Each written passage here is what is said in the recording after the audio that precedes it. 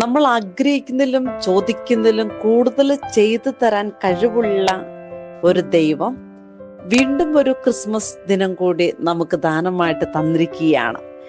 ദൈവത്തിന്റെ അവർണ്ണനീയമായ ദാനമാണ് ഈ ഒരു ദിവസം.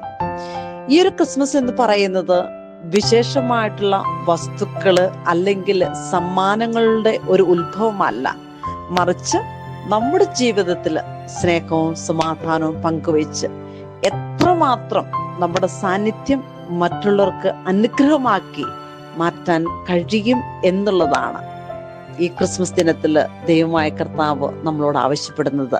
സ്നേഹത്തിന്റെ, സമാധാനത്തിന്റെ, കാരുണ്യത്തിന്റെ ഒരു പങ്കുവെക്കലിന്റെ ഒരു ജീവിതം നമുക്ക് തരുവാൻ ദൈവം ആഗ്രഹിക്കുന്നുവെങ്കിൽ അത് സ്വീകരിക്കുവാൻ നമ്മുടെ ജീവിതമാകുന്ന ആ പാനപാത്രം, നമ്മുടെ ഹൃദയത്തിന്റെ കവാടം ദൈവത്തിനായിട്ട്, ഈശോയ്ക്കായിട്ട് നമുക്ക് തുറന്നു കൊടുക്കാം.